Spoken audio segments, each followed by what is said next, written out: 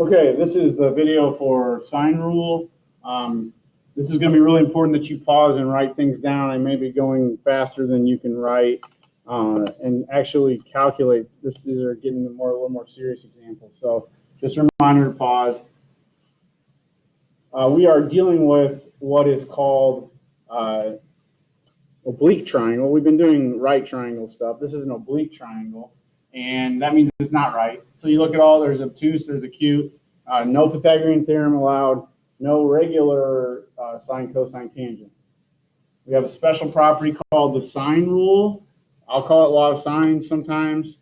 It's kind of interchangeable, and you would see it written both ways. I usually use this version. It's on your formula sheet as well. And the gist of the rule is that a side, little a, opposite an angle, big A, is equal to a side, little b, opposite an angle, big B, a side, little c, opposite an angle. Okay, so that's how we set it up. You notice the side over the sine of the side, side over the sine of the side. You'll see when we get some examples here. Okay, it says in triangle QRS, QR is 15, SR is 6.5, angle S is 125. Okay, so we have this picture here, and they're giving us this angle. So it says find angle Q. So remember that QR means the distance from Q to R, but I'm going to label that side little s. Okay, and they give you SR, but that is little q, and they give you little r here. So the key is, if you want to use sine rule, you have to have an angle side pair. So do I have a pair? Yeah, I have a pair right there, 15 and the sine 125. So now I can use the sine rule. So the sine of angle S over QR is equal to sine of angle Q over SR. Again, I would change that little QR and just call it S. Call that little Q. So what you have here is a proportion. Now I notice we didn't write all three. We will be able to do that to finish solving it. We have a proportion, and to solve a proportion, if you remember from pre-algebra, you cross multiply it. So if you multiply here, let's make that a 5. You get 10, 2 times 5 equals 3x, x equals 10 divided by 3. That's all we're doing here. 6.5 times the sine of 125 divided by 15. So that's all, that's simplified out there. They did it all in one step. Okay, so you get a digital or a number there. Let's see if we can get the lab to work here. So 6.5 times the sine of 125 divided by 15. So I get 0.35, blah, blah, blah. I'm finding an angle. So I'm going to do second sine of my answer, because that's what I just had. You don't need to retype it in there. So I get 20.8 degrees.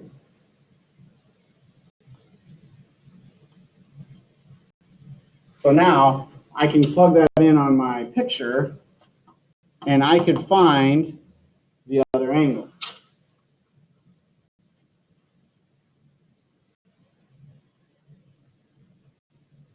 Okay, so here's some basic examples. Again, this is the form that I usually use it. You can flip the fraction if you want.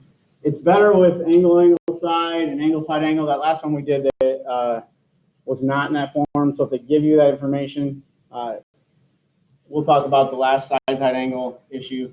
But again, do I have an angle side pair? If I do, I can use sine rule. There's my angle side pair.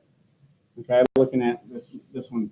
So I know I can do the sine rule. The other thing is, if I have two angles, I can find the third angle, because all the angles add up to 180. So before I even start showing the work for the individual parts, I can write out 24 over the sine of 43 equals b over the sine of 62 equals c over the sine of 75. So as long as I have this fraction, I can solve for the other two, and that's what the rest of this work is. So b over 62. So to solve, 24 times the sine of 62 divided by sine of 43.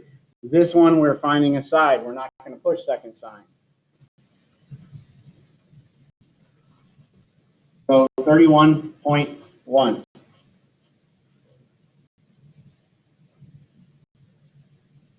The last one, it just jumps right to the step, but the last one is taking this first one and setting it equal to C and cross multiplying. So for that one,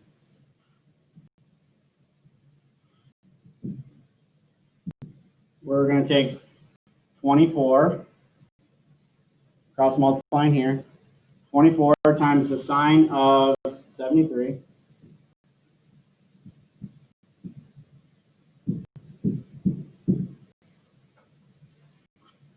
And we're going to divide that by the sine of 43.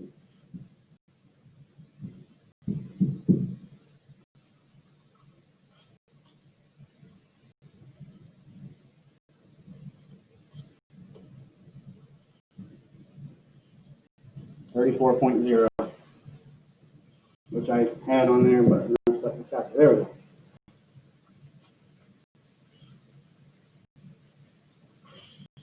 That does not like quite nice. Okay, so second problem here. Everything's labeled on my picture. I'm looking, do I have an angle side pair? I do. So now I can set up my proportion. I also can find the third angle, so I'm going to put that in there, 49, by subtracting from 180. So it says, it just pops the answer up here. It says 20.4 units. So how did we get that? So I'm always using my angle side pair. So 23 over the sine of 73. And we're finding A. So A over the sine of 58. Multiply those two, divide by that. Pause, see if you get that number to work. Okay, to find the third side, I'm going to use the 23 over the sine of 73 equals C over the sine of 49. So once you have one set up, the other one's going to look exactly the same. Okay, pause it, calculate it. Should get 18.2. Don't worry about the rounding in this thing. It's sometimes a little crazy. Okay. Last one, we said we need an angle side pair to do the problems. Well, this one, there is no angle side pair. We have the angle, we don't have the side. But you guys took geometry and you recognize that that is an isosceles triangle. And so you know the base angles are equal in an isosceles triangle. So there's 180 degrees in a triangle. You take away 84. That gives you 96 to be shared between those two, so that's 48. So then you're back in business. These are 48. Now you can do 18 over the sine of 48 equals B over the sine of 84. And you only need to find B there because now you have everything else solved. 24.1 if you want to check it. I know I'm moving kind of fast. Again, remember you got to pause. Okay, given the unknown angle for each triangle, find it to 3 sig figs. We're just labeling, getting stuff in the right place. This is the easy triangle because it's already called ABC. So A is 12.5, B is 15.4, and C is, or angle B is 68. So I have an angle side pair. They want us to find angle A. So I'm going to use little a. So little a over the sine of A equals 15.4 over the sine of 68. Again, you're looking at the angle side pairs. Solve it on a calculator or on paper, either one. 12.5 times the sine of 68. 11.58, blah, blah, blah, divided by 15.4. And then I'm going to do second sine of my answer, 48.8. So that was finding angle A. Remember, finding angles. And it doesn't say to solve for anything else. Okay, so 48.8. If they ask you for another angle, you can find it. If they ask you for another side, you can find it.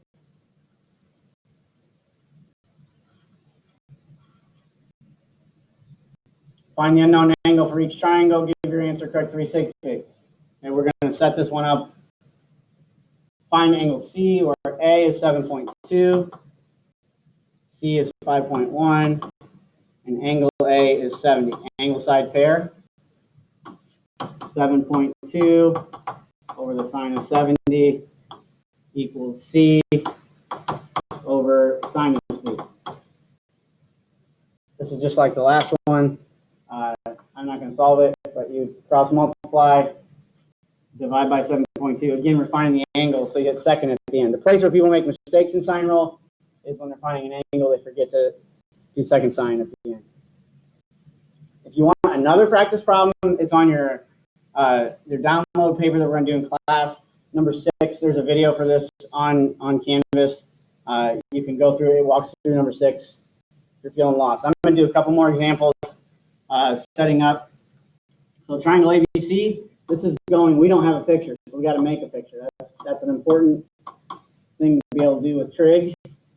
So AC is 8. That's 8.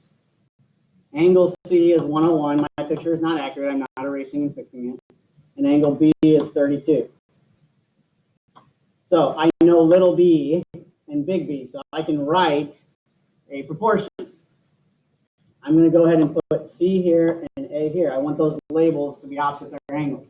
So 8 over the sine of 32 equals A, which I don't know, over the sine of A. I can find the sine of A, or find what A is, by taking 180 minus 101 minus 32. That's 133. That's 47. So sine 47 and C over sine 101. I have a proportion here that can be solved, and then I can set it up again. They're going to ask me for both sides and solve it again. You're going to cross multiply to solve just to save a little time on the video. I'm not going to solve everything there for you. It says find the lengths of the other two sides. All right, so the last one is one I want to show in application because it talks about bearing. There's some of these with flight.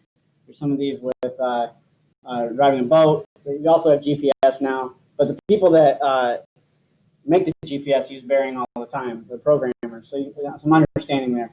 So captain sees a lighthouse. The ship's sailing due north. So the ship's going like that. And there's a lighthouse over here. And it's on a bearing of 36 degrees. And I know it's over on that right side because that 36 degrees is always, bearing is always off of north. Okay, so it's 12 kilometers away, and that's 36 degrees. And then later, the captain sees a bearing at 125. Well, if you're going north, 125 means you're past this. That means this angle is 125. So the ship is up here, looking back at the lighthouse, and that is 125. So the angle in my triangle would be 55 because those make a straight angle. And so it's how far did the ship travel between the two. We want to know that distance.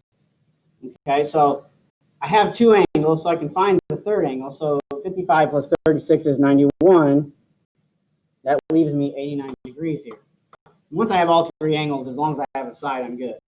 So 12 over the sine of 55 equals x over the sine of 89. So we're finding a side. Cross multiply. I'm going to let you calculate that. When you cross multiply, divide, you should get 14.6. So we're able to calculate distance that we traveled without actually, measuring it. It's not a very good odometer in a boat. Okay. The last thing, this is a caution. This is a donkey, and this is a situation that happens when you have a side and an angle. If you can figure out why it's called the donkey rule, because it's called the ambiguous case.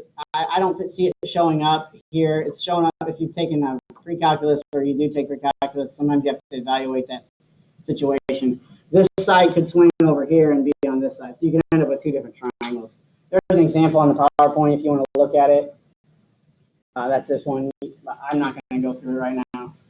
Not super important for this course. Okay, so if you want more practice, there's that number 6 you can download, or you can do as many as you want. The answer key is on there. Some people have been asking for extra practice at home, other than just the videos. You're welcome to do that. But all you need to do right now is watch the videos. Thanks.